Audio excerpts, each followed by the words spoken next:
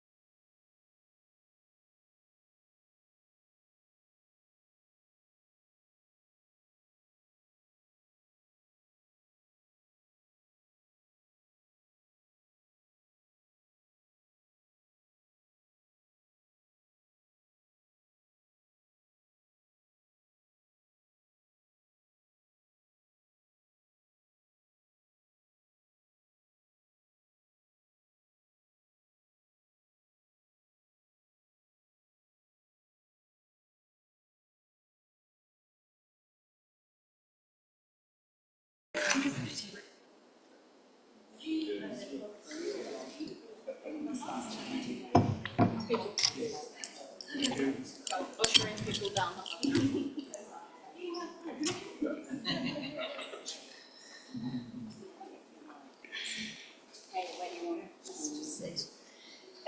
You can take a seat here.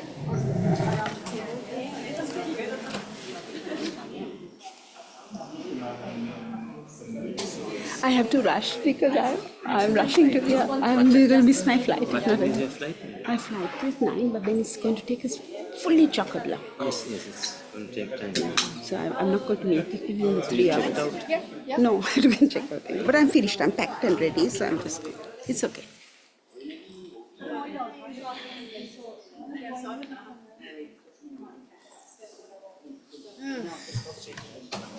No worries. Everyone do.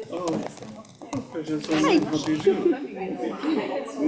We are late. We were supposed to start 15 minutes ago. Yeah. I will go to the toilet. Thank you. Please hold your pee. I'm holding my pee. To adjust it. So? But I like that. Go after I finish. Very good. And you? Very good to see you again on these conversations about integrity and independence. Yeah, so let's start. Let's start. Shall we start? Conversation. Yeah, we can start, I think. No, you please have a seat.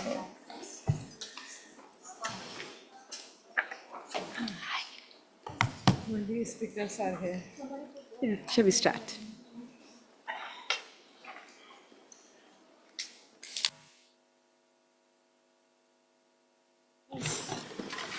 It's wonderful to see one man on a oh no, 2 men.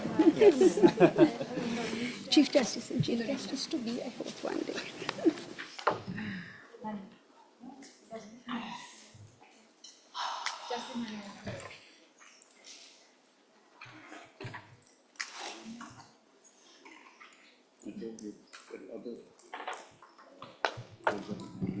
I understand that the coffee break was announced a little bit late, so that's why 5 minutes, we are running 10 minutes late to start. Yeah, I'll be the moderator of the session. My name is Diana Torres, Governance Advisor of UNDP, but give us 3 minutes to start. My colleague Thomas should be opening the session as well. He said he's doing the opening after, no? After. You want? Yeah, that's what he said, I thought. But Yeah, he will. he will. Yeah, you will start, yeah. But I have to wait for him to come, right? Is he here? Chief Justice. Is he here? No. No. He has not come in? Sorry? Is he coming? Yeah, he's come. He's not. Let me check we can start. Yeah, it's not right. Huh? I'm checking with Thomas. So we are ready to start. Please come, only he's missing.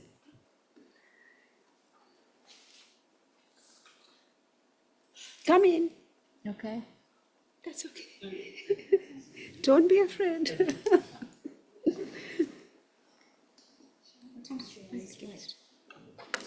needs to leave at 4:10. What's the time? What's the time? What's the time? Ready for rice, okay?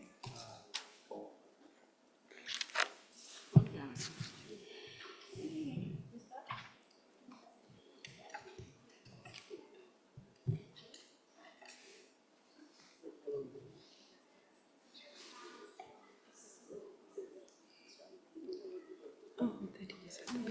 Okay.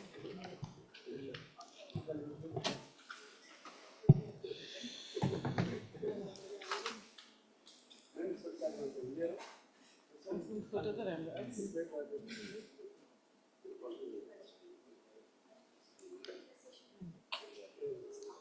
Stop the conversation. Katakan keramat langsung mak please.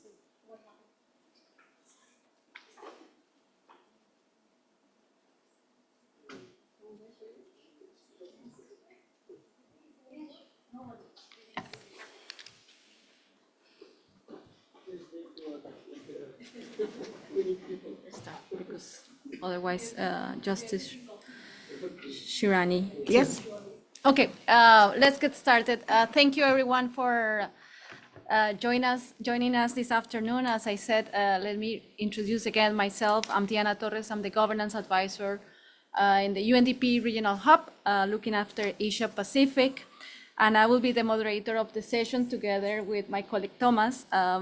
We will be coordinating and leading the session. The title of the session today is Judicial Independence and Integrity as a Pillar for Access to Justice. And I will also add as a pillar for the rule of law.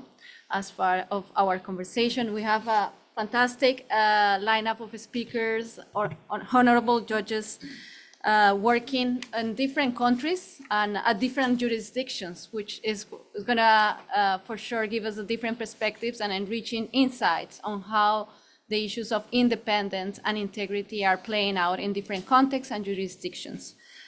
We have 90 minutes for the session today. There was going to be a slight change in the program. At the beginning, it was supposed to have a 10 minutes presentation from our colleague Thomas, who's going to introduce us to a recent study in UNDP that UNDP carried out on judicial independence with insights from more than 1,000 judges and about the threats to independence and integrity in the justice sector. But given that Honorable Justice Shirani Till, also from the former Supreme Court of Sri Lanka, has to leave the part earlier, I will take the liberty to change the program a little bit and give her the floor so she can catch her plane and join a different commitment. So, Justice Shirani Till, the floor is you. Please tell us from your own perspective and experience, what are the threats to judicial integrity that in your career as former Supreme Court Justice you have experienced, learned, and what are the opportunities at national level, working with the government, working with legal reform to address and address the threats that you have perceived. Over to you, 7 minutes. Thank you so much, distinguished panel members and distinguished invitees. It is wonderful to see you all because a little while ago there were more speakers than people, the audience to listen to, right? So I'm going to touch on independence of the judiciary, which I will explain to you is really going to be the most integral part of this venture that we are all endeavoring, not just to Asia and the Pacific region, but the entire globe of nations is suffering with this predicament right now in different forms and different ways. So if I have to summarize, if I have to give a dashboard right now about what I'm going to speak about, and which I thought encapsulates what the urgent need is, so this is my topic that I was given. This says achieving just societies through inclusive, responsive justice pathways for people and the planet in Asia and the Pacific. Extremely ambitious and wonderful, loads stuff for us to follow. So I would like to begin by saying the pathway for people's justice is through the lens of constitutionality, of transparency and independence with integrity, and a people-responsive procedure where access is all-encompassing, comprehensive, and complete. So, and all of us, I think, are from the legal structure, directly or indirectly, lawyers, activists, whatever it is you're reading with the courts. And you do know that when you talk of independence, you talk of de jure and de facto.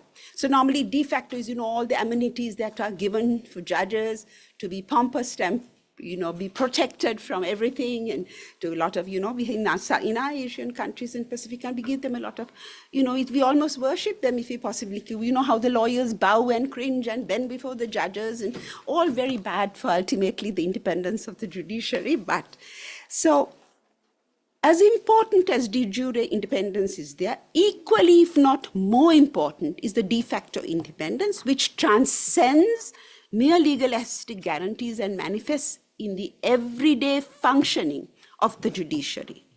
This form of independence imposes an obligation on the state, extending beyond the judiciary to the executive, the legislature, and all other governance. So there is an overall thing. Is this country an independent state?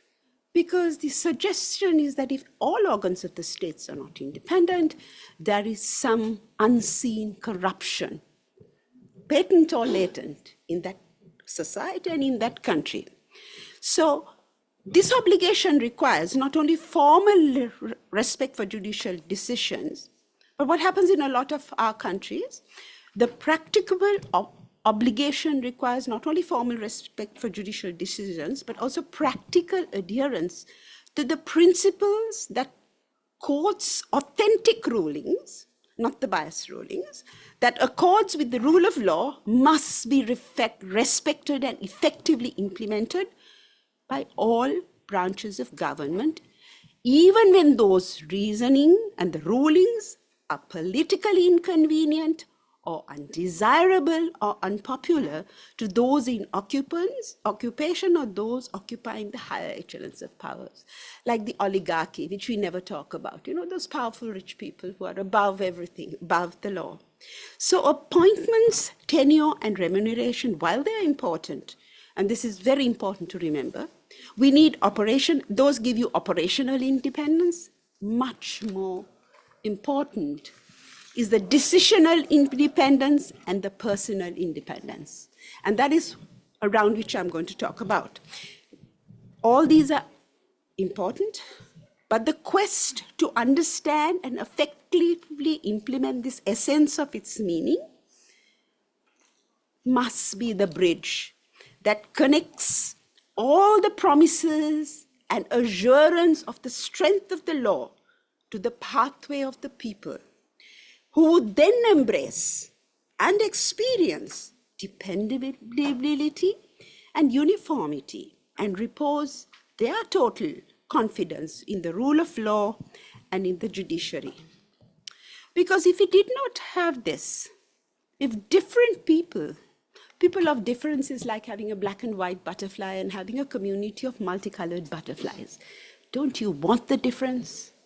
But if the difference disadvantages, and if the court does not keep those assurances that it holds out to the people, negativity thrives, impunity thrives, and you find the corrupt become more corrupt. The criminals become more criminal because they act with impunity. It takes away the authenticity of yours and my nations. I'd like to quote, at least this is something I read, Please listen to this. This is a very important sentence because I hope it will empower you and plant in your hearts a seed from where to begin. Judicial independence is the fundamental and constitutional right, not of the judges. It is and should be, it is a right of the people of Asia and the Pacific when they invoke their voice, however soft that voice may be, however loud the voice may be, and where they can totally repose their confidence in the rule of law and the judiciary. Judicial independence is the right and enjoyment of the people of the Asia and Pacific region when they invoke the jurisdiction of the court, seeking and expecting justice from every judge, whether it's the Chief Justice or the youngest member of the judiciary who has been appointed. That is what we are offering to the people. And it is not, and I repeat, it is not a privilege according to the judiciary. It is the state of mind of the judiciary. So I would like to add that judicial independence is the bedrock of what is so important to the judiciary. As judges, it is the, though I say bedrock, which is a common term that we use, I would like to say that the judicial judicial integrity, so vital for us. It is not just the blood, it is the corpuscles that hold those, the little cells in the blood that give energy. And I would like to say it is the linchpin. Do you know what the linchpin is? When you used to travel in those huge wheels, what held the cart that was drawn by the horses, it kept it all together. And that holds together this pathway of authentic and rightful justice to the people of the Asian Pacific. It is time for us, beginning with the judiciary, to critically analyze this from several different perspectives. And if we will, if we are genuine, discover that even today, judicial independence in most regions is a fluid and evolving concept, the precise boundaries of which are undetermined and not completely defined.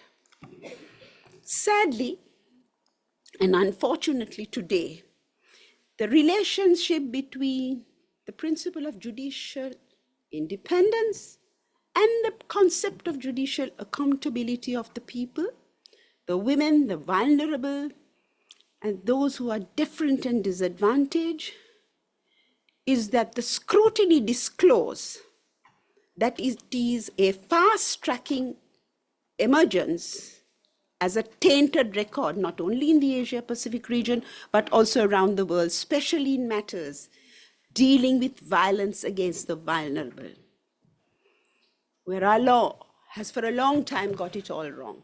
You remember the time that we said we need corroboration of witnesses in a rape case? Why? Because Phipson said in the evidence ordinance, all women and children tend to lie. Nobody would dare say that. This was said, but we followed it. And Asia was particularly bad in giving up those concepts. Because then you remember the prompt complaint. Today we know studies have been done in Europe, in Canada, and Australia, independent, where they say only 9% of the people would go to their mamas. And that we expected it. The girl who's raped runs to the mama and said, look, mama, I am raped. They don't do that. So we had a falsehood. That was a myth on which the bedrock of justice came out in offenses like rape, because they didn't. Only 11% reported to a parent, mostly reported to a friend, 14%. And at the other end, some never report a rape. And you heard that voice speaking in the last session. And I ask every one of you who are here today, I ask it from my own, we have an excellent, actually a very, a judge who's young and who's really trailblazing in my country. Would you, Justice Sobesekar, if your daughter was raped today, I think you have only sons, right? No, you don't have, okay. If your mom was raped today, I'm asking you, I want you to ask yourself sincerely, would you go to courts and report it? Would you go to the police station? Or would you say, don't, it's not worth it? Would we not say that everybody says no, the women particularly? And don't forget, there are a lot of cases today because of the pornography and what is going on in an alternate world, the virtual world, where boys and men are getting raped. And they're equally ashamed, and the system doesn't support it. So we need a legal system that maintains for the people's pathway, is not an impediment to the people, but where you can gain the public trust and confidence. And it is important to understand that nobody is above the law. Nobody, because we are so striated in our regions that we think certain people are more advantageous. And you know, in the Asia-Pacific regions, judges are free to ensure justice in all honesty to their communities and in the social stratification that is existent in the Asia-Pacific region. If I can just remind you that, you know, one of the things we always talk about in all our countries, and we see, you know, we have social media on it, is the capacity of the courts to perform their constitution function unrestricted. We all want that, isn't it? If I spoke and then individually did a little poll here, everybody wants it to be uninterred, not interfered with. But the reality is, the law is never equal to all. The rich and the poor farmer are not treated before the law. And yet, just imagine if Lady Justice, and I love the new Indian concept of Lady Justice. She's a lady in this white statue of Lady Justice. You know it. Holding, the blindfold is taken away, as it should be. And instead of the sword, holds the Constitution. Because it is the Constitution that protects the people. Who is the Constitution? Go to every country in the world and see. We the people. We are the people. The sovereignty of the people. The power of our judiciary is the people. And can you imagine Lady Athena going with that, sitting next to the beetle seller, sitting next to a beggar who's begging, who goes to a prostitute and says, I promise you, the law is equal to all persons. Isn't it powerful? Isn't that what you want when you're on that pathway of all people to be equal to the law? Why? Because the confidence of the law that people repose in us is that the law is equal. But you and I know that that is not so. So an independent, adjudicatory, accessible process holds out the promises of equality all and must be buttressed by the core values of the Bangalore principles of impartiality, propriety, independence, diligence, and competence. You know, when we have backlogs of cases, hundreds and thousands of cases, is that competence? Is that diligence? You know what it affects? It affects the people's legitimate expectation. And how did it build up? Because somewhere down the lane, somebody built up a backlog. The next judge took it on, and there was no dealing with the previous judge, who should have been sent home on the next day, say, why have you accumulated it? So then everybody sees and says, oh, nothing happens to it. The lack of that feedback from the people, that is important as a check and a balance. And so what I see in the impediments that must be transcended are the privileges and the prerogatives and entitlement which is accorded to judges and feeds the arrogance on the bench. And that is one of the impediments that the people have to traipse before when they are walking the pathway of the people. There has to be a transformative lens. And the lens is if we focus on the people, the differences of the people, the disadvantages of the people, and if we offer, for instance, a simple thing is domestic violence, rape, those are such intrusive things. Do we afford a resolution that sees that it's trauma-centric? A woman has been raped, is traumatized. Do we, the court, afford a protective caregiving whole system, recording of the evidence, coming to court, not having to face the offenders? Do we have that? Does the judge sit and say, oh, this is a trauma-centric patient, let me make it as easy as possible? No. I've been to Delhi when 200 cases were being called, and a woman had to talk of her experience. Judge Shirani, one more minute to wrap up, please. And she had to talk You are getting too passionate, but okay. I have Thank you so to much manage for the telling time. me. But you know, she had to talk of what is a totally intrusive, you know, something that destroys you. You have to talk about it in a public place. It's getting better now, but what we're all forgetting is that in offenses like rape and domestic violence, don't forget the coercive control from where it begins. And as judges, you know, we craft wonderful judgments. We do wonderful things. It is only we who can have the power, and as we must, clear the debris on the pathway to justice of all the people who are seeking access in the Asia-Pacific region. Thank you, ladies and gentlemen. Thank you so much. Judge Shirini Till, thank you so much for setting the tone of the conversation today. Very, very interesting. I know you have to go. Safe travels. Thank you for joining us. And I think with that, we go back to the original agenda of the program today. I think I don't need to introduce anymore the concept and the framework of the conversation today. I think the Judge Shirani Till, from former Supreme Court Justice in Sri Lanka, has done a great framing on the topic of conversation today, which is around judicial integrity, judicial independence, as the cornerstone, as the pillar of access to justice and the rule of law. And she has mentioned important connections between independence and integrity being the DNA of the justice, and judicial independence and integrity being a right, an essential right of the people. to have access to justice that is done with integrity and independence from any power. But also the importance message, I think, at the end was that no one is above the law, and even the judges are not above the law. They are there to judge according to the Constitution and that the people have agreed to, and the principles of the Constitution that are the mandate of the people.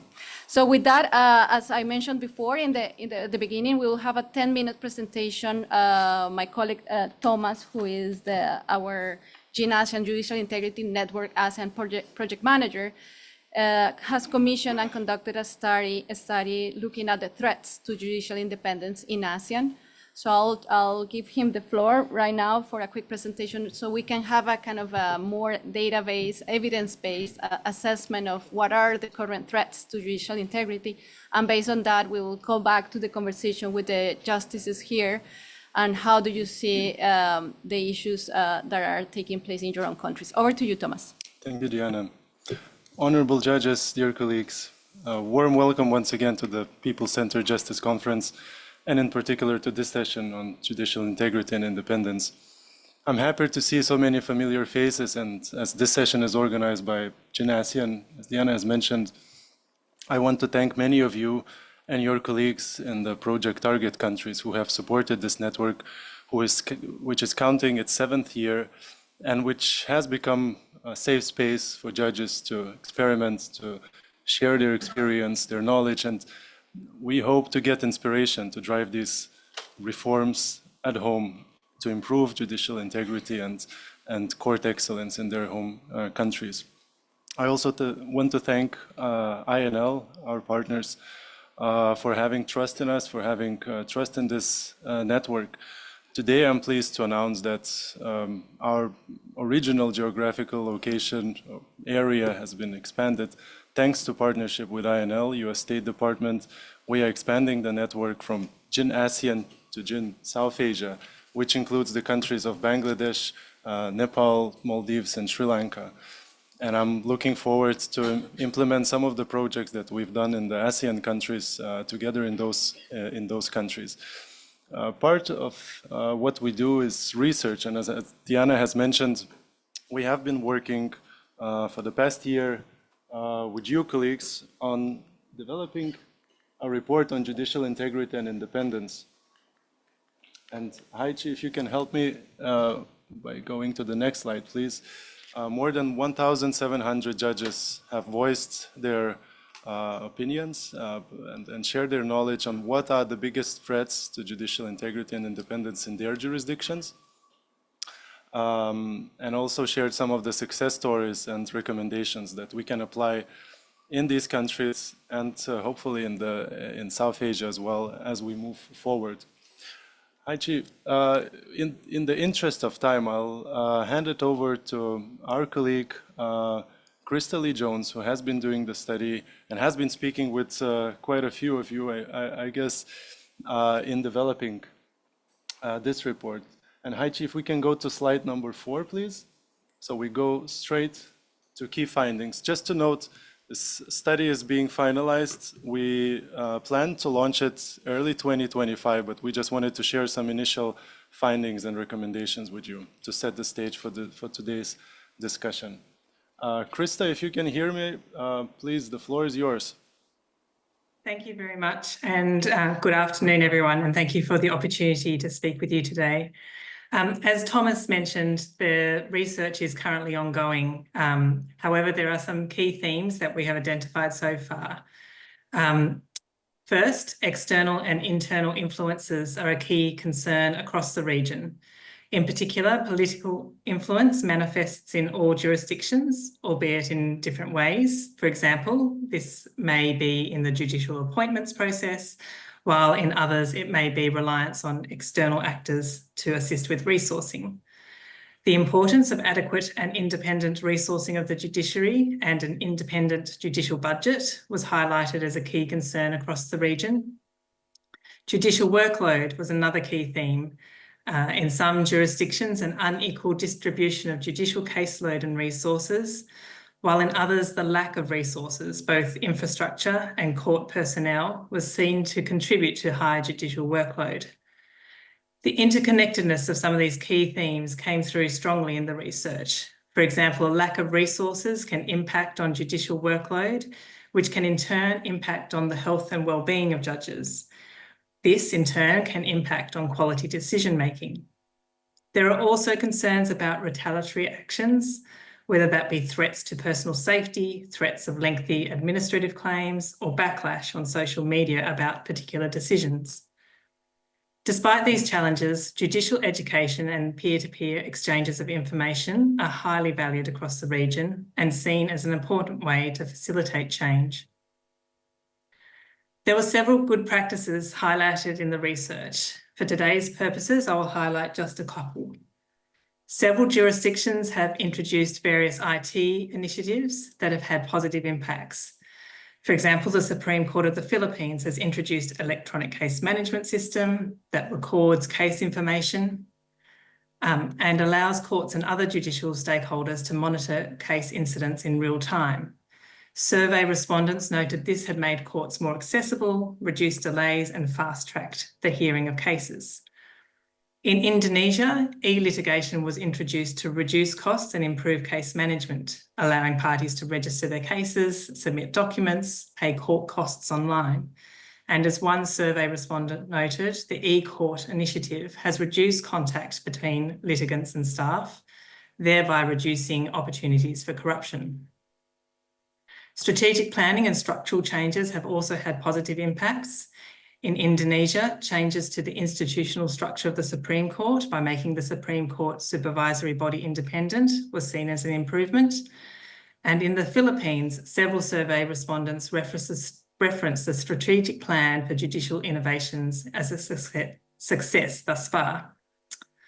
While in Laos, the facilitation of peer-to-peer exchange of information and training were seen as positive steps to improve court excellence, in particular in addressing challenges with the transfer of judges and court personnel and access to case decisions. As mentioned previously, many of the threats to judicial independence and integrity are interconnected. Judicial integrity and independence itself is a multifaceted concept. As such, a multifaceted response is required. This was noted by several survey respondents who queried the value of solely focusing on training, for example, if other threats were not addressed simultaneously. Further, the context is highly important. What might work in one jurisdiction may not necessarily be the best response in another due to varying backgrounds, historical, economic, and other factors. Training on a wide variety of topics, including amongst newer members of the judiciary, is an important way to promote judicial independence and integrity. This may include training on how to respond to external pressures and threats, technical legal training, procedural training, technical skills such as judgment writing, media relationships and social media strategies, and strategies to maintain health and well-being. Sufficient resourcing is essential to ensuring judicial independence from state institutions and private parties. This may be in the form of court personnel, information technology and office equipment, or building infrastructure. High judicial workloads have the potential to reduce quality in decision-making. It may be beneficial to research caseloads in each jurisdiction to better understand the cause and provide support in effective management and resource allocation. The modernisation of court records can lead to faster and easier disposition of cases. Access to information, in particular case decisions, can help facilitate knowledge sharing, accountability, and public confidence in the judiciary. While digitalisation may be seen as a potential solution, it is important to ensure that the basic infrastructure is in place to support this and, again, is relevant for the context. Across all jurisdictions, there were different challenges and concerns surrounding the appointment process. These included concerns with membership of judicial commissions, the potential for outside influence, lack of transparency in some stages of the process, and clear criteria for promotions. There is an opportunity to support jurisdiction-specific reforms to enhance transparency and independence in judicial appointments and promotions. establishing effective complaint screening mechanisms, providing adequate security and support for judges, and ensuring swift and thorough investigations of threats are essential steps to creating a safe and secure environment for judges to carry out their duties without fear of reprisal. There are avenues to support the implementation of appropriate legislative frameworks to safeguard judges against these retaliatory threats. As mentioned before, survey respondents in several jurisdictions raise concerns about retaliatory measures being used on social media.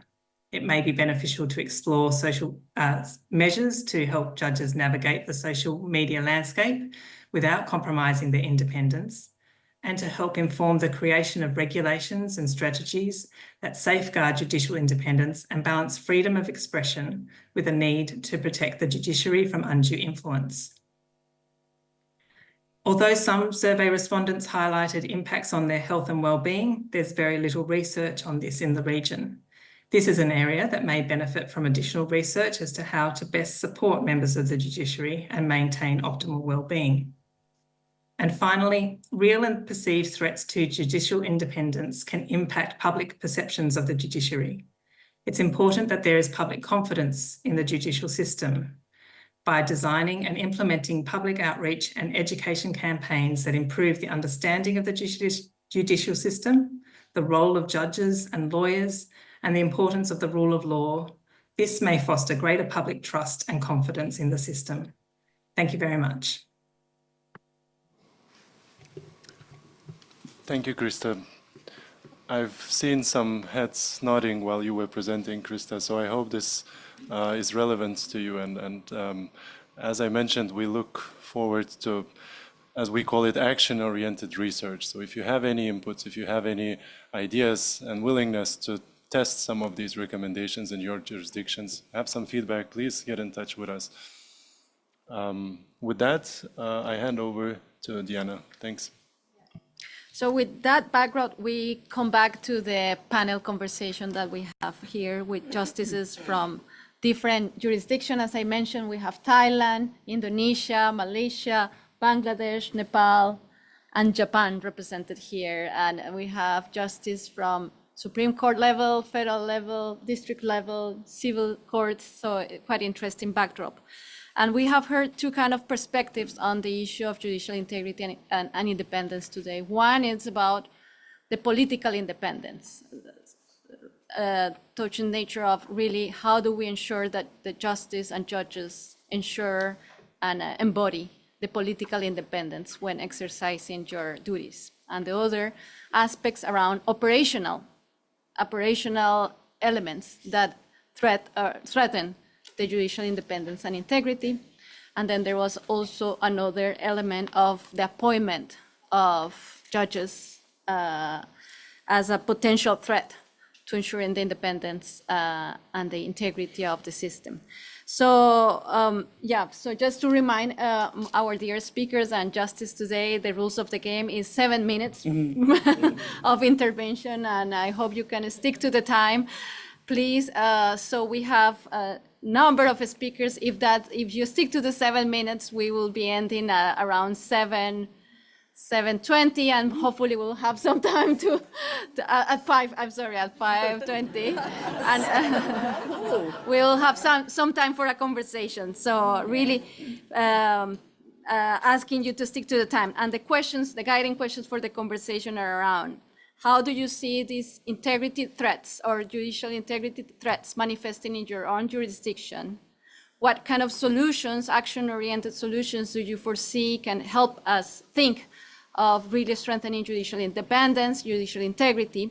And what is the role of partners like UNDP in supporting regional convenience networks, opportunities to learn and capacity building in order to support our joint effort to build integrity and independence. So with that, let me then start and turn to Bangladesh with the Chief Justice Syed Rifat. So please, Chief Justice, the floor is yours. Thank you. 7 minutes. Good afternoon, honorable judges, esteemed panelists, distinguished guests and discussants. If one is to look for an all-encompassing definition of judicial independence, one may look no further than that found in the UN Basic Principles on the Independence of the Judiciary, and this is what it reads like.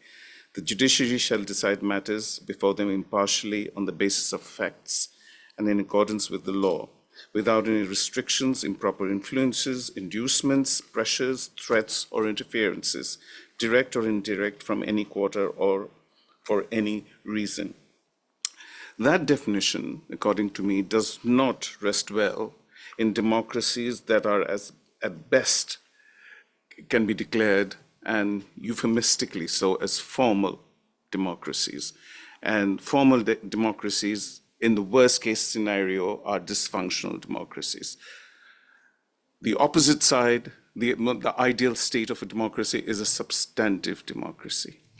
Now, in formal democracy, what is lost sight of as far as the judiciary is concerned is that Supreme Courts, subordinate courts, are collectively the repository of judicial power of the state.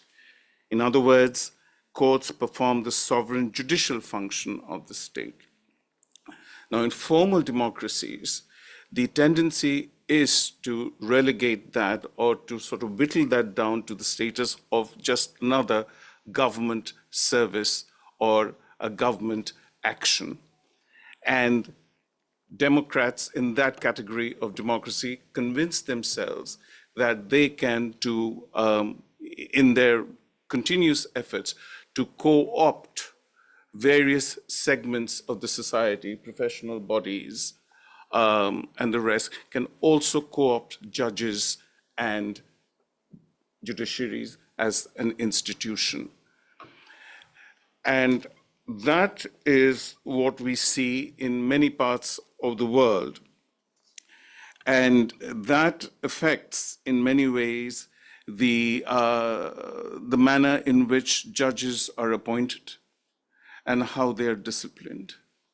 And to counter that tendency of co-option, it is necessary to devise independent, impartial, objective standards of appointment in a merit-based appointments procedure, as well as a disciplinary procedure for the removal of judges, none of which, for the time being, do we have in the jurisdiction from which I represent.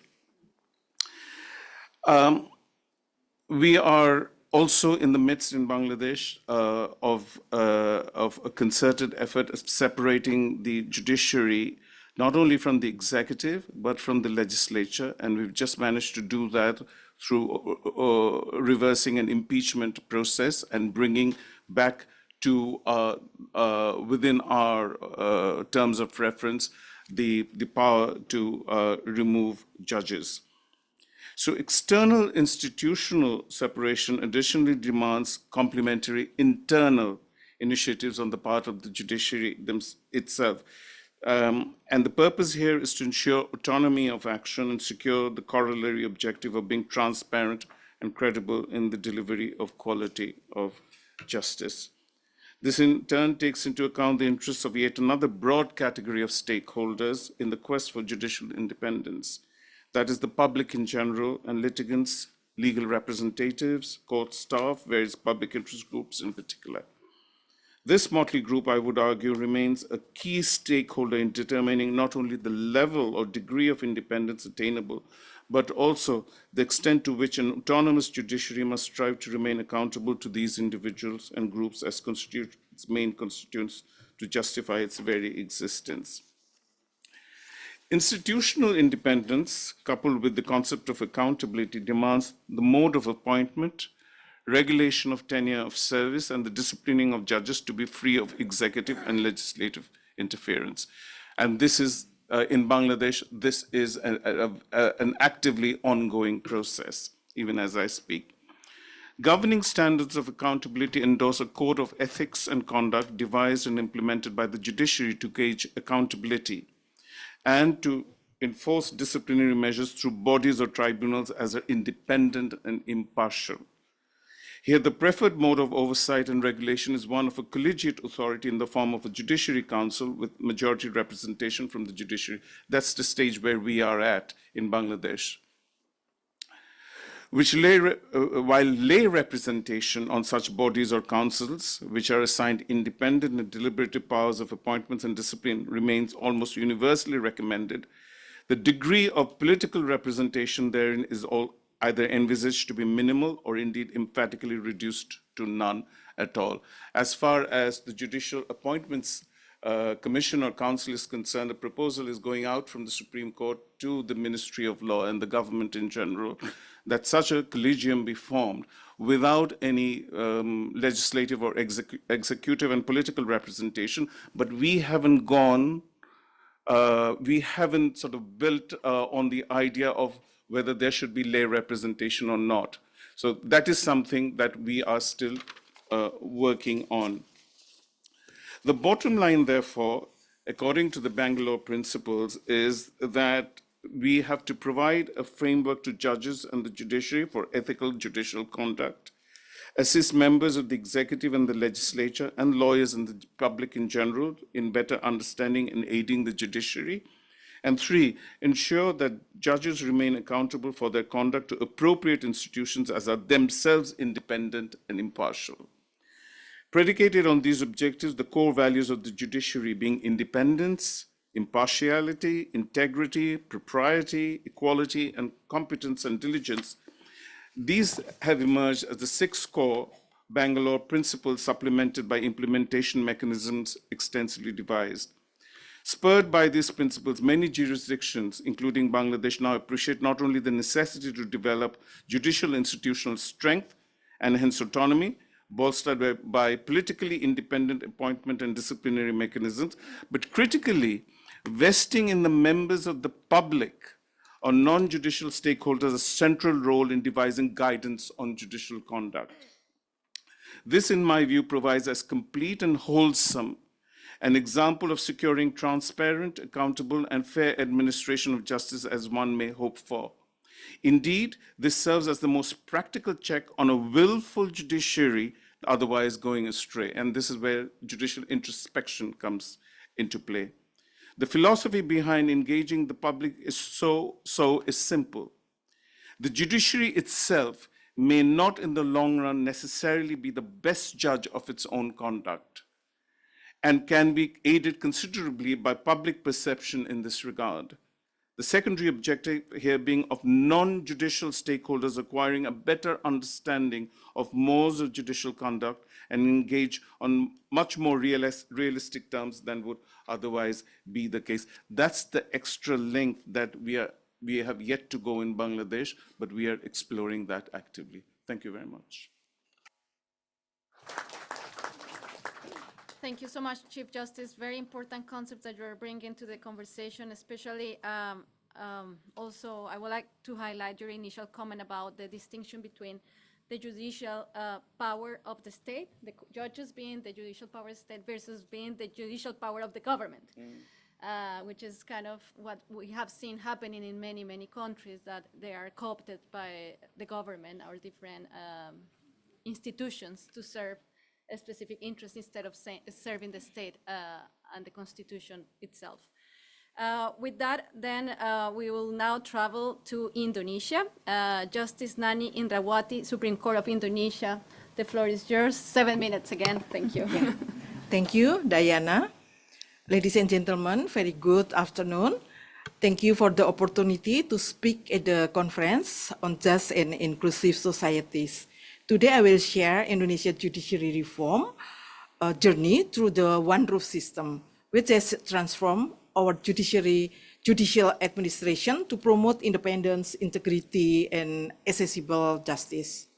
Indonesia's Supreme Court uniquely serves as both the highest judicial authority and the top administrative body for all courts nationwide.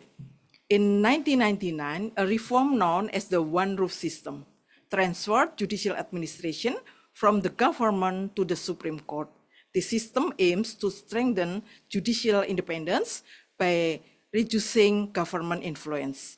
Previously, administration in Indonesia operate under a dual system with the government overseeing budget, personnel, and organization, which allow for executive influence over the judiciary. The one roof system centralized judicial and administrative function within the Supreme Court, ensuring autonomy and reducing external pressures. By consolidating these powers, the one roof system supports a more independent and effective judiciary. As we implemented the one roof system, the Supreme Court transformed from a relatively simple structure into a large and complex organization. Today, it is responsible for managing 932 courts across 34 provinces and 514 districts throughout Indonesia. I will outline some of its key features. First, centralized oversight, and then the second, unified administrative responsibilities. Third, standardized procedures, and the fourth, enhanced judicial independence. And the fifth, judicial commission. An independent judicial commission was established to provide an additional layer of oversight. Each of the features strengthens our institution, helping us create a system that not only seeks justice, but also maintaining the independence necessary for a fair judiciary. Since implementing the one roof system, Indonesia has made significant progress in enhancing judicial independence and public access to justice. Key achievements include enhanced transparency. The Supreme Court now systematically publishes court decisions, making judicial outcomes publicly accessible. And then the second, improve access to justice. And unified and standardized administrative control has streamlined procedures and removed bureaucracy barriers, making it easier for Indonesians, including marginalized communities, to access justice. And then the third, court modernization and technology advancement. Digital system and online services improve court efficiently and accessibility, especially for Indonesia's geographically dispersed population. Remote access enables people in underserved areas to interact with the judicial system without extensive travel. With the regulatory authority is centralized, the Supreme Court has established unified standards across all courts, ensuring consistent practices and enhancing service quality nationwide. However, with the advances come substantial challenges. Allow me to highlight a few of the primary issues we face. First, high administrative burden, and then the second, budgetary dependence on the state. Despite our effort to maintain judicial independence, we remain financially dependent on state funding. This dependence exposes us to political pressures, upholding judicial integrity. Although we have a centralized administrative function, ethical challenges and corruption remain persistent issues. Effectively monitoring across such a vast and diverse judiciary is challenging. Each of these challenges represent an area for continued reform and improvement. In conclusion, Indonesia, a one roof system is crucial and reinforcing. While challenges remain, our commitment to reform continues. Moving forward, our priorities include will continue to strive for greater efficiency and to improve our administrative support and advocating for financial independence. Our goal is to secure funding mechanisms that enhance judicial autonomy and strengthen our institution. Commitment to judicial integrity, maintaining public trust in our judiciary is paramount. And we are committed to build a culture of integrity and accountability.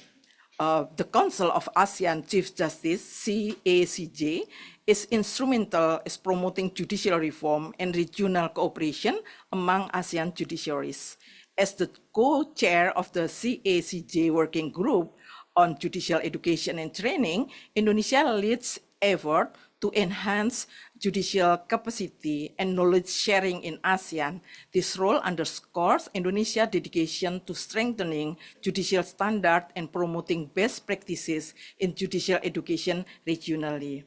Ladies and gentlemen, as we conclude this important conference on judicial integrity, I would like to highlight that public trust is the cornerstone of any judiciary, and it is our duty to protect this trust with unwavering commitment to fairness, transparency, and accountability.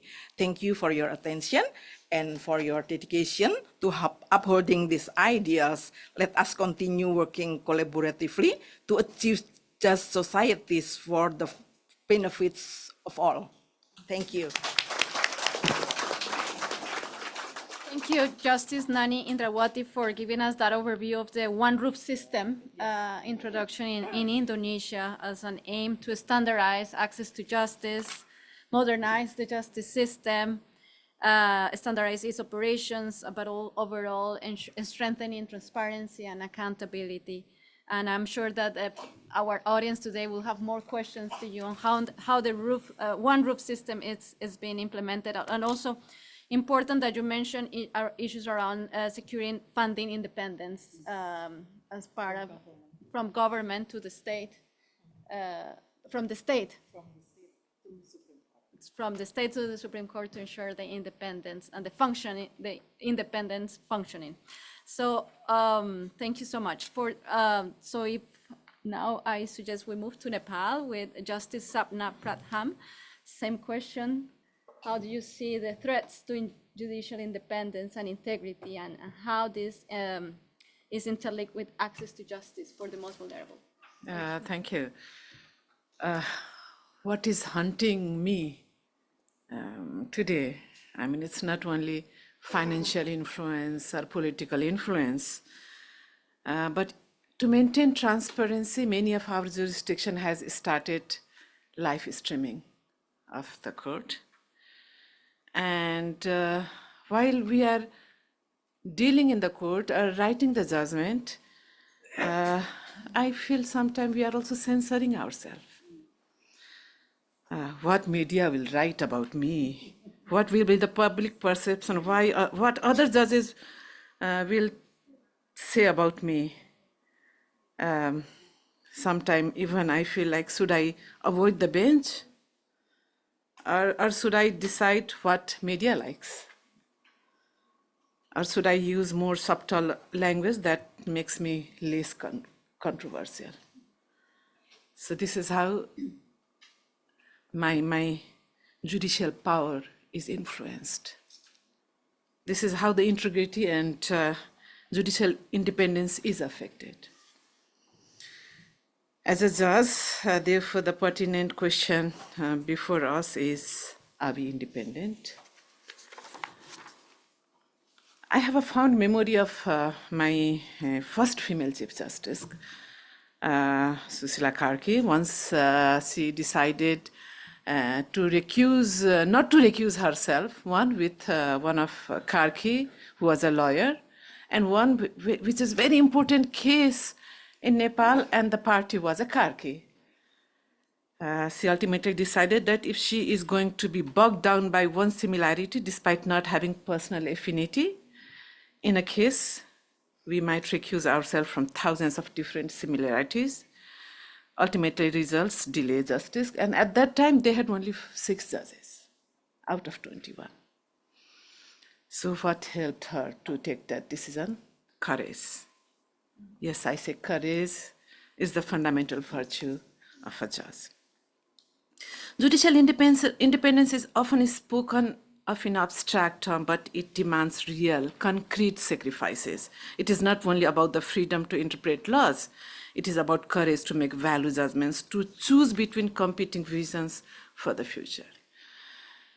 As the study also indicated, there are internal influence. There is external influence. When I was appointed as a judge, my senior judge said, as a judge, you are always alone. Nobody will, be with you. And sometimes I feel like the influence is not only external. Sometimes I question myself whether I am independent, I'm impartial within myself. And especially this question was raised to me because I was a feminist lawyer and my appointment in the court was seen as a threat to me. Although I have been trying, even now I have been trying hard to ensure that gender justice is not against men. And therefore I want bar president to judge me whether I have been independent and impartial in judging those nature of cases. Public interest litigation has created lots of opportunity for us to expand, interpret, to create accountability. But we are also run the risk of being activist judges, activist court. Yes, and question is how we are affected by public criticism. Sometimes people say, we hate you. Yes, we are affected. But I say this is an occupational hazard of being a judge in a society. And what is important is we must stand up to it from courage. Yes, for maintaining integrity, corruption should be in any form intolerable, is a foundational virtue. And I believe no judges have to be told, though when we find it, replete it, it needs to be weeded out for fairness. Effective legal action against judges is critical, and therefore we need effective mechanism. And what I agree with Chief Justice from Bangladesh, who talked about need to have an independent mechanism and how to bring due diligence with such independent mechanism is critical. I also want to share in one of the case of parliament dissolve, when we said it's unconstitutional, we even said no one is above law. The judiciary was praised being a pillar of hope and justice at that time. But in one of the parliament, in one of the case, there was a threat for other judges for impeachment. And what we realized in the courtroom, especially those on line of Chief Justice who has to be recommended by Constitutional Council, and Constitutional Council is constituted by all those political leaders. And you have to go through the parliament process, which is a political body. So indeed, you need to have a courage, but going against a very government that can influence your appointment, so independent appointment mechanism matters to us. The world has repeated our commitments time and again in the form of Bangalore Principle by ourselves, but time has come that we need to revisit this document by ourselves. I'm saying self-regulation, especially in today's digitalized world, also to fight with pressure and challenges we are going through and make it contemporary. We wanted to ensure inclusive justice, inclusive structure. We had the first female Chief Justice. The whole nation was celebrating when she was appointed with pride to see this Iron Lady. She was known as Iron Lady leading the judiciary, but her path was not easy. Soon she faced an impeachment motion in Parliament, which came after a series of judgments against the government. This raises a fundamental question: are we truly independent as a judiciary? However, people stood up with her, finally had to withdraw the impeachment motion. So the political economic forces still continues to influence us when we give order to stop some mega projects to educate on environmental justice issue. We are seen as obstructor of development. In some cases, we are even blamed for entering into domain of executive legislature, making bold decisions. We even have to fear our life. We have evidence a judge was sought for giving judgment against a political leader. It is unfortunate that the judiciary has to survive on limited budget. As many speakers have already said, we lack financial autonomy. And in addition, All the political disputes are today coming to the court, and we are even blamed for being political. And backlog of cases and delayed justice has been putting lots of mental and physical pressure on us. So we also need to be reminded that courts are the very counter-Mediterranean institution. And for this, we need judges who can act independently. Our judges must be able to make difficult, sometimes unpopular decisions rooted in law, not in fear of political retribution. The legal practitioners, bar having here, I'm encouraged, because they are important part of ensuring independency and impartiality. And they must be vigilant and also be accountable. Lastly, the UN system initiated this dialogue, and this conversation has to be continued, bringing into vogue with different strategic intervention programs and demand for reform, for judicial independency, for judicial integrity, and for people-centered justice system. Thank you for making me part of it.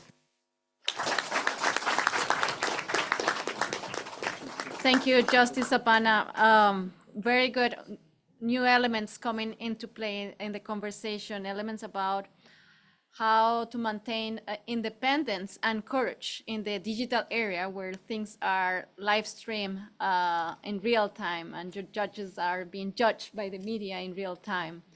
Very important element as well. And I like your recommendation of self-reflection and probably revisiting the Bangalore principles, just to updating these principles given the current realities of the digital area and the new threats that are emerging, are opportunities with it.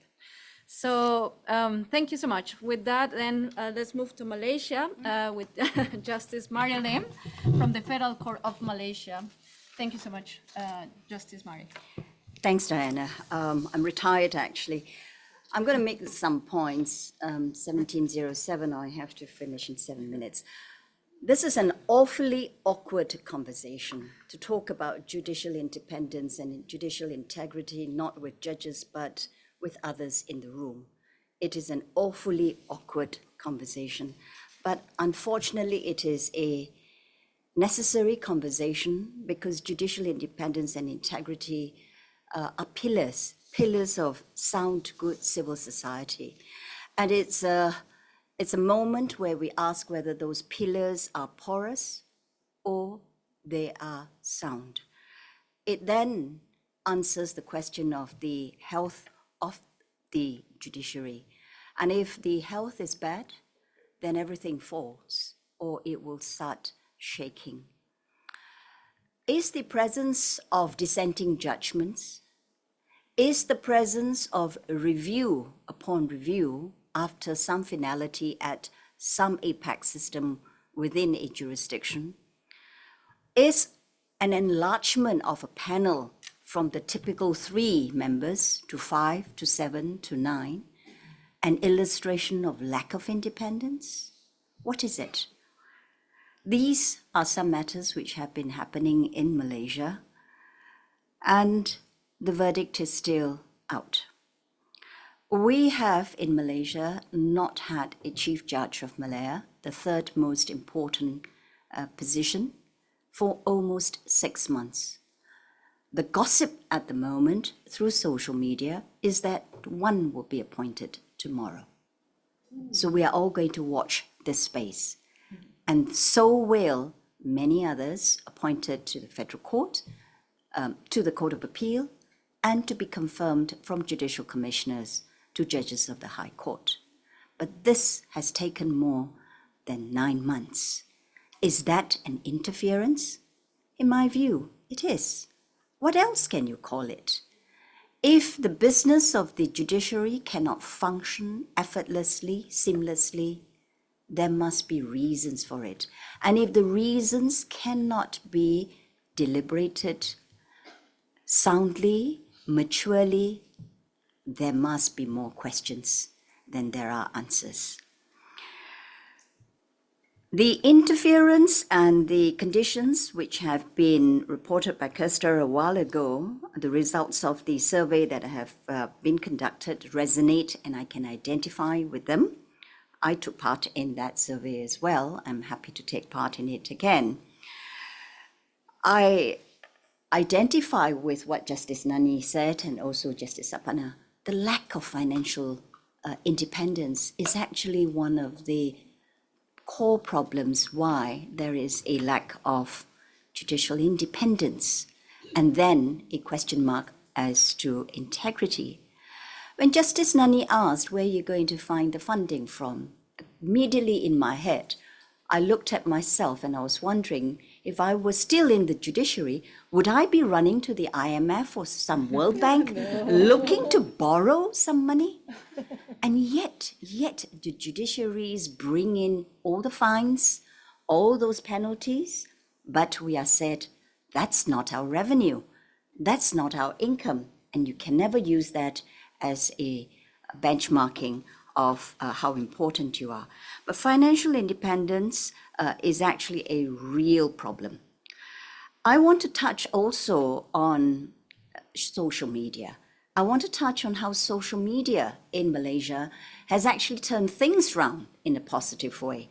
Because of the bad press, the rights of the marginalized people, the Aborigines, the rights of how one particular sector of our community, the Aborigines, had been abused not just by the state, but subsequently by the legal practitioners who represented them successfully in a claim, but then who took away their monies instead of giving it back to the clients. All that became part of social media, and it allowed the judiciary to respond properly to the problem. Another area is the issue of citizenship. Malaysia is extremely cosmopolitan, like a lot of us here, and because of that, there are many, many issues on citizenship and stateless children. Again, because of social media and the decisions which are awkward, difficult, and painful, these have led to constitutional amendments. They may not be the best, but I think it is an opportunity that the judiciary has been able to help turn around bad moments into better futures for our children of tomorrow. How can we do better? We must continue conversations, we must collaborate. Like Justice Nani, she's beat me to it. We have the Council of Chief Justices, and we also have the ASEAN Law Association. Within these areas, we +1 or +3, we brought China, we brought Japan, we brought a lot of other nations in with us in the conversation. And it is in these conversations where, away from you, ladies and gentlemen, the judges are a little bit more comfortable talking about the room for improvement. I want to touch on a final point, and that is the enemy within. The enemy within, who is that? It is the fact that the judges are not, judges being who we are, we have our own respective upbringing, and therefore we have our prejudices.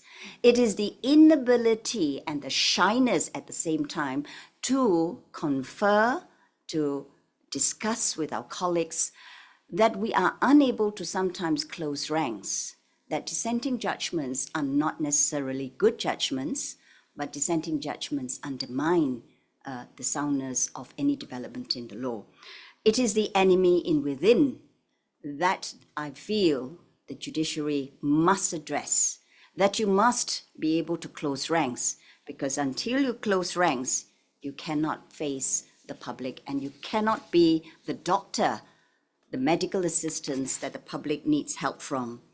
I recognize that people-centric justice is going to be elusive and will remain elusive until the judge learns to recognize that he or she is also human and must also seek help and must also collaborate. So we in Malaysia have a lot of prejudices. We have race, religious issues, and these are issues which are very painful, sensitive, delicate.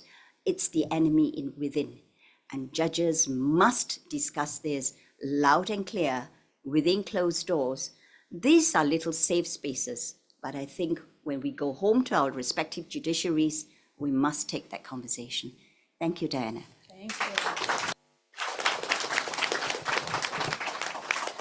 I think the panel is not disappointing us. Different perspectives, very self-critical, self-reflections about the difficult job of being a judge and what it takes. And I really love that reflection about the enemy within and recognizing our own bias and that the judges are human beings like any others, but with a very important role in society, and therefore recognizing those weaknesses and those biases is the only way to really ensure impartiality, integrity, and independence. So thank you so much. Now let's move to Japan. Honorable Judge Shusaku Tatara, First Civil Division at the Chiba District Court in Japan. Here, let's hear from you. How do you see this from Japan perspective? Thanks. Thank you for being here. I'm very honored to be part of the wonderful panel. And please let me start my presentation and kindly note that opinion expressed here are my own and do not represent official view of a Japanese court. I kindly ask for your understanding. I start my presentation with judicial independence. For the court to fulfill its duties, as an organization, it must be independent from political branches and operate autonomously. Moreover, it's important that individual judges can perform their duty independently. In other words, both the independence of judiciary as a whole and the independence of judges in their duty are crucial. So Article 76, Clause 3 of the Japanese Constitution stipulated that all judges shall be independent in the exercise of their conscience and shall be bound only by this Constitution and the laws. This declared the essence of judicial independence, emphasizing the autonomy and independence of individual judges in conducting their duties. A typical potential threat of interference comes from the political branches such as the Diet and the Cabinet. Besides the risk from such external forces, it can come internally. The judicial administration authority within the court can sometimes influence the exercise of a duty by the judge. While this authority is essential to ensure the organizational independence of the judiciary, Article 81 of the Court Act stipulates that the power of supervision does not affect or restrict the power of judicial decision of judges, thereby ensuring the independence of the individual judges from internal supervision and control within the court. I would like to introduce two examples which have the potential to threaten judicial independence in Japanese history.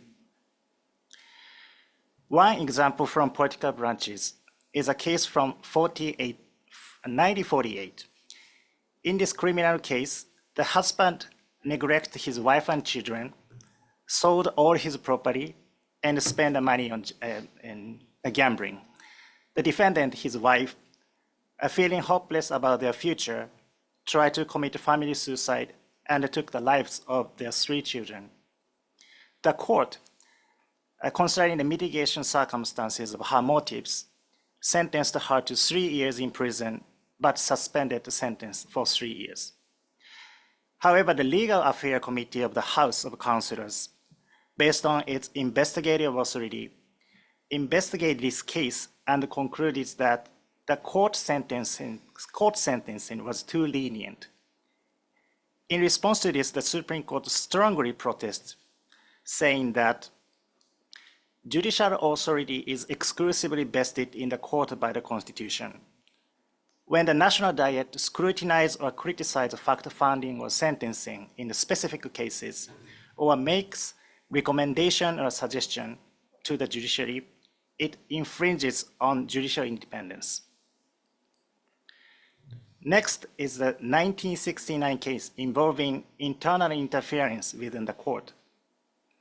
In this case, the chief judge of a district court sent a letter without being asked to a judge handling a high-profiling case, giving advice on how to deal with it. The Supreme Court issued a statement saying that even though the letter was meant kindly by a senior judge, it went too far and made people doubt the fairness and independence of the judiciary. In ongoing cases, judges should not only avoid actions that could seem like interference, but also be careful to avoid any behavior that might raise such doubts. The Supreme Court gave the Chief Judge a warning as a judicial administrative measure, relieve him of his position and transfer him to another court. The two examples I introduced are both quite old. I feel that incidents threatening the independence of the judiciary have become quite rare these days. I believe the people in the judiciary have worked tirelessly to uphold judicial independence, and that these efforts are being continued today.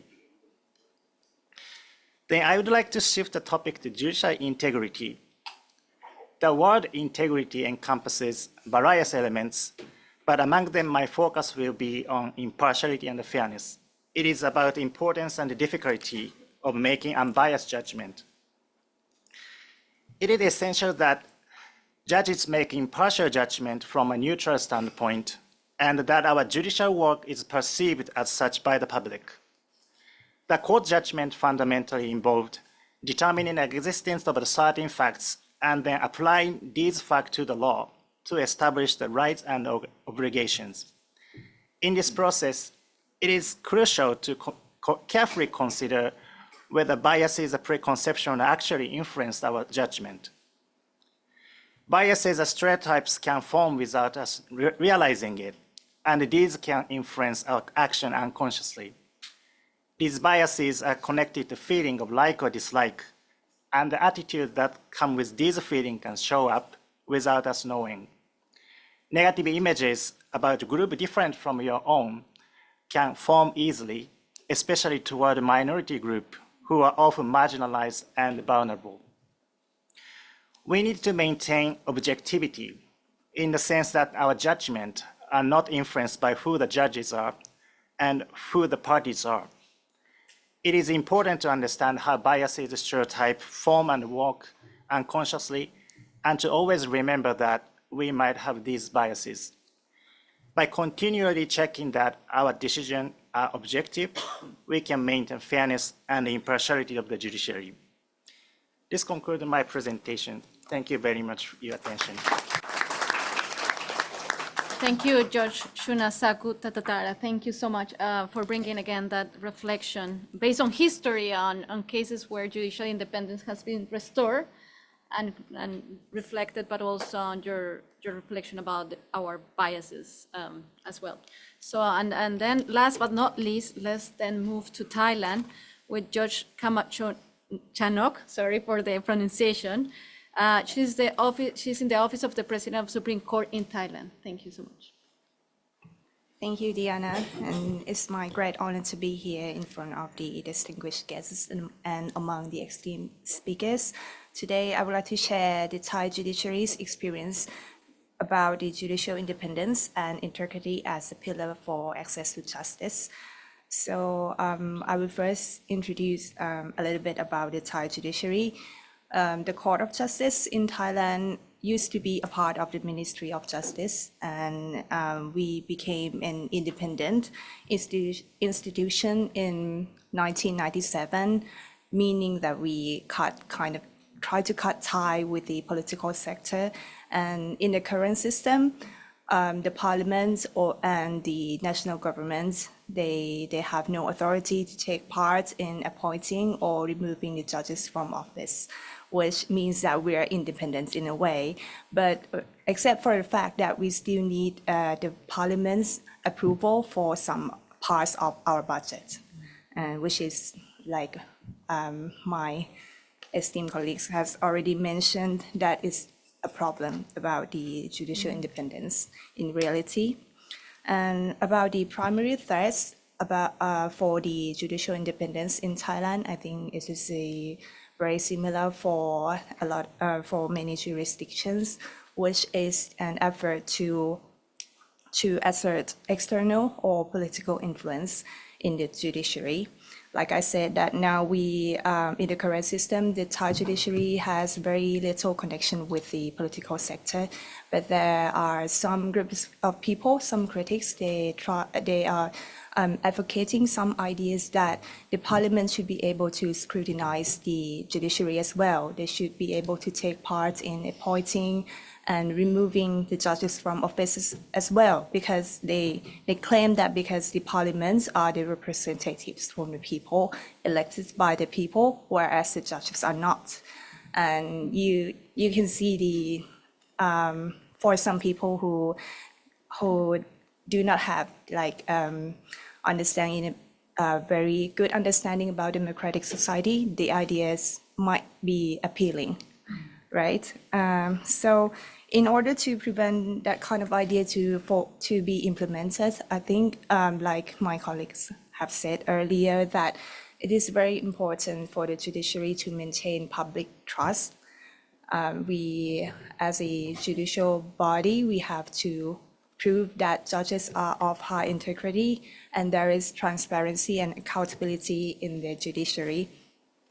And more importantly, I think the judiciary should work to be more connected to the people. We should be more reachable, more responsive to people's needs, which is in line with the people-centered approach that our partners like UNDPs is advocating. And actually, there are some approaches in the Thai judiciary that we employ to tackle the issue for upholding judicial independence. For example, judges in Thailand are promoted according to the seniority.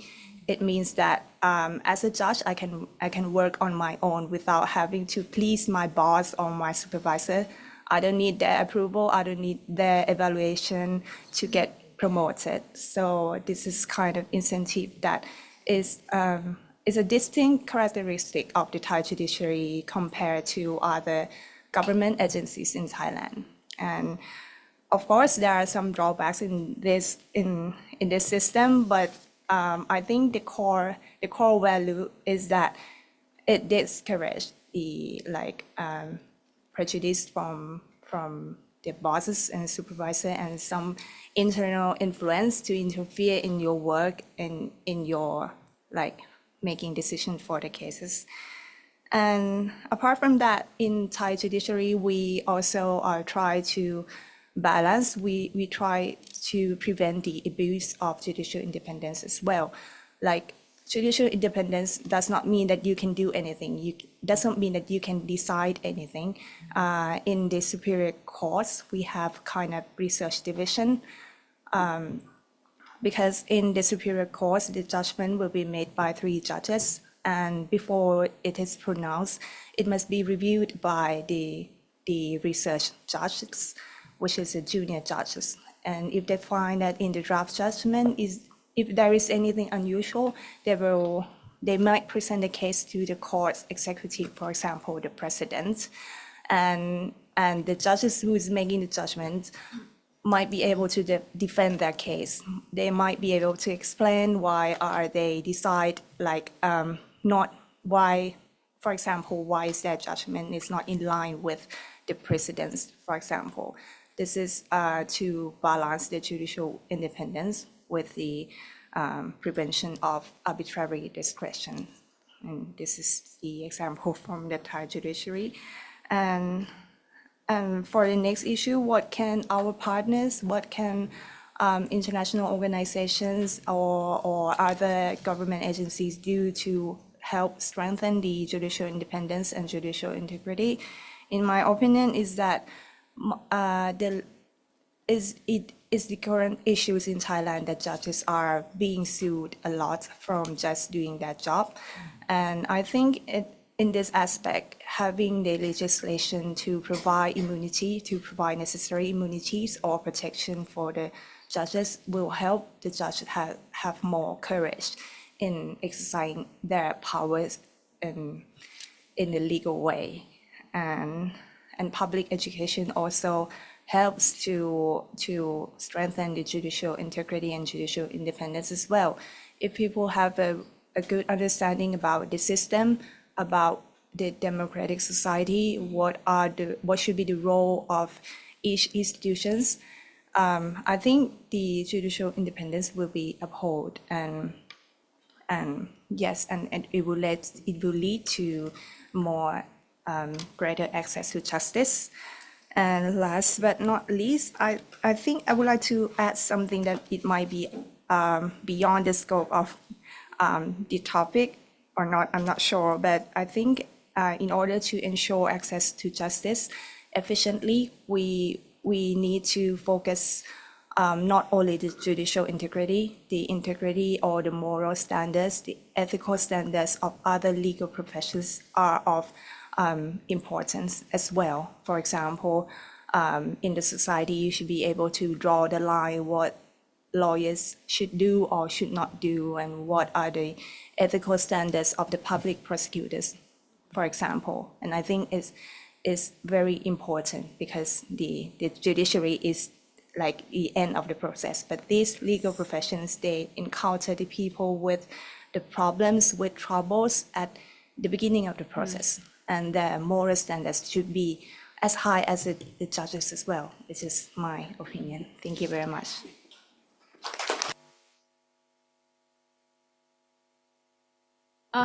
Judge Kamanchano, thank you so much. Really important elements. That especially the last reflection, that we shouldn't focus, if we really are looking into strengthening judicial independence, integrity, not only looking at the judiciary, but all the ecosystem of actors working around the justice, providing justice and ensuring access to justice to everyone. We are running a little bit late, but it has been a fantastic conversation, and I want to open the floor for 1 or 2 questions. I'm using your time here. Sorry, but I'm sure that the audience has been waiting, if that's okay. Yeah, our Chief Justice unfortunately has another commitment, but we excuse him from the Q&A. Thank you so much. Thank you.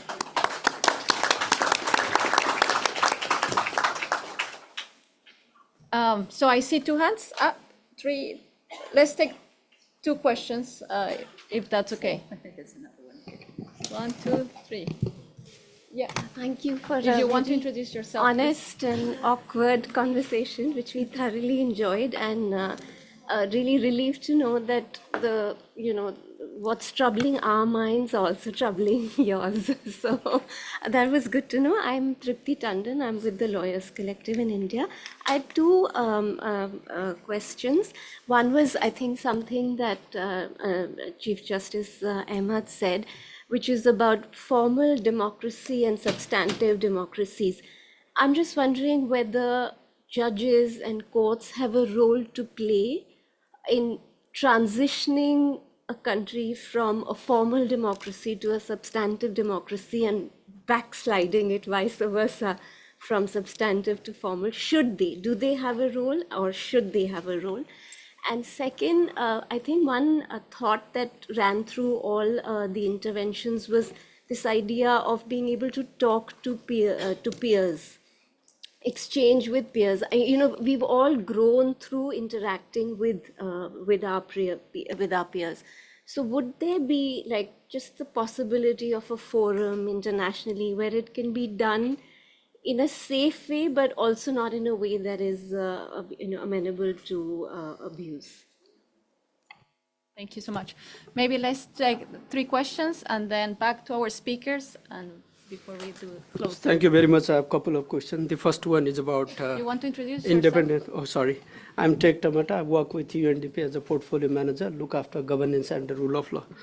So the first question is about the independence of judiciary. As mentioned before, this is the time where you need to recontextualize and redefine, because we tend to talk more on economic and social democracy than political, and the court has obvious role to kind of play towards social activism, judicial activism, through the social action litigation. So in that regard, how the court can balance and harmonize the independent part. So that is one thing. The second thing, on judicial integrity, There is a provision under the International Convention on the, Anti-Corruption, UNCAC, that, like entails the role of all actors of criminal justice system. That is, all about court, the lawyers and prosecutors, and they have to, work together. So is there anything that, I just wanted to hear from the speaker, that if there is anything done in regard to, self-assessment on judicial integrity, covering all the actors and their, kind of, business so far towards advancing or say de-advancing the judicial integrity. And at the same time, there is one more thing, because it's about people-centered justice, and you have to reach out to the communities. Otherwise, like the judicial integrity would just be the myth, not would be really translated into the reality. So in that regard, how the judiciary plays the role, to kind of localize its judicial administration. So lastly, because under judicial administration, it was discussed in the last session as well that, it's not only court. The court has to also work with informal justice mechanism. Likewise, the NHRIs should also be alive for it. So in that, kind of comprehensive context, how court can, like really redefine its judicial administration to make sure that, there is a consolidated approach towards advancing the people-centered justice. Thank you. Thank you, Tech. Those were 4 questions in one. So it's a difficult task to close our panel. Thank you. I am Senior Advocate Gopal Krishna Ghemire, President Nepal Bar Association. In the panel, Right Honorable Chief Justice of Bangladesh and Justice Sabna Pradhan Malla from Nepal, and all the judges in the panel. Justice Malla just told about something about Nepalese context. We hope that she is the new hope of Nepalese judiciary for the future. And I'd like to raise the question and request the panelists to elaborate something more about the relation of judiciary with its stakeholders like bar and other institutions, the government prosecutors and investigators and other stakeholders to enhance the integrity and independence in the context of Southeast Asia. Thank you. Thank you. So with that, we have covered many questions about substantial democracy, platforms for peer-to-peer discussion, core balance, UNCAC. So who wants to start? Any volunteer to provide some reflections? Justice Mari? I'm going to take an easy question, which is about people-centric and what the judiciaries. I can only talk about Malaysia's experience, how we reach out. Other than what we've talked about so far, we actually run mobile courts that takes the judiciary into the interior. And when we go into the interior, we have actually overhauled a big bus, and we bring the registration department, the land office, and the health department as well, into the interior to record births, deaths, which otherwise would go unrecorded, sort out rights, etc. We also run outreach programs to students, a huge number of from classroom to courtroom, these kind of concepts. As far as, so that there are a lot of programs that are being run, so it's not just, it's about walking the talk. The relationship with the judiciary has with the bar, the prosecutors, I think it's also a necessary conversation that has to be run. You have to deal with it at the policy level. What should not be done is, in a case, the judge becoming the prosecutor as well. And we have many experiences where a judge was an ex-prosecutor himself and forgets that he no longer is. So it's as if there are 2 prosecutors and 1 defense counsel. Frequently that happens. So I find that the better way for us to run things, we have managing judges, which is an informal way of doing it, and we have very structured meetings on a policy level to deal with complaints and to deal with the way forward for at both the prosecutor levels and legal aid, with all these stakeholders in that way, because you do need to take that awkward conversation about who's misbehaving, why do the courts not function as they are supposed to function, etc.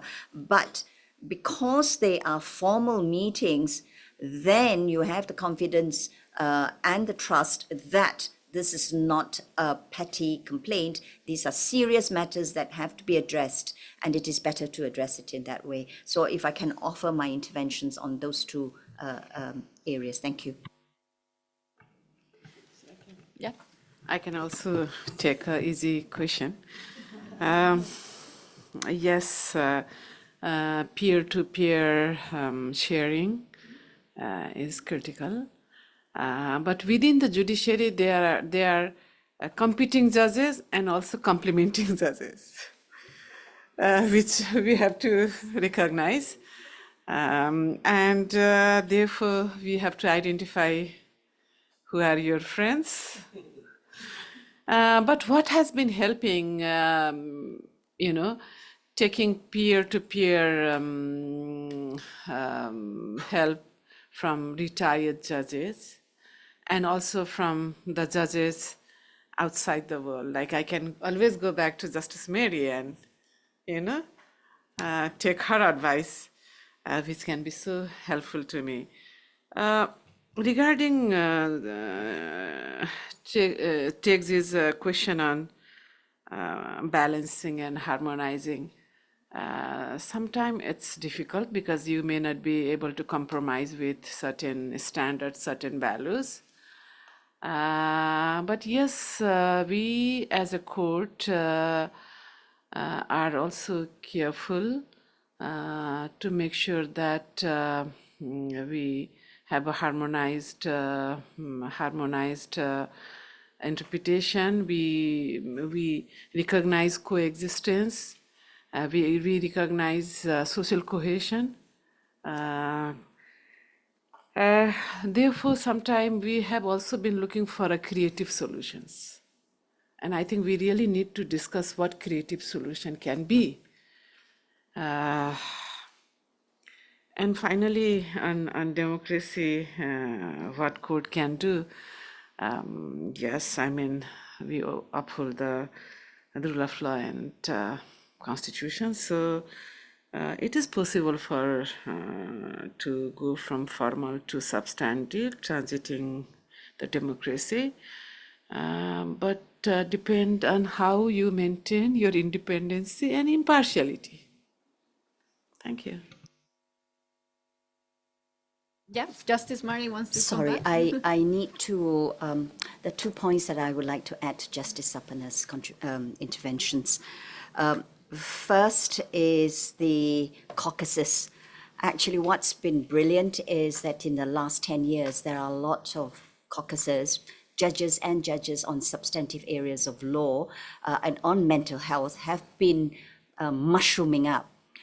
Very small, tight caucuses, and these have been strengths to the judges in terms of development of the law and knowing you are along the same lines, that the problems that you face in your jurisdiction is not novel.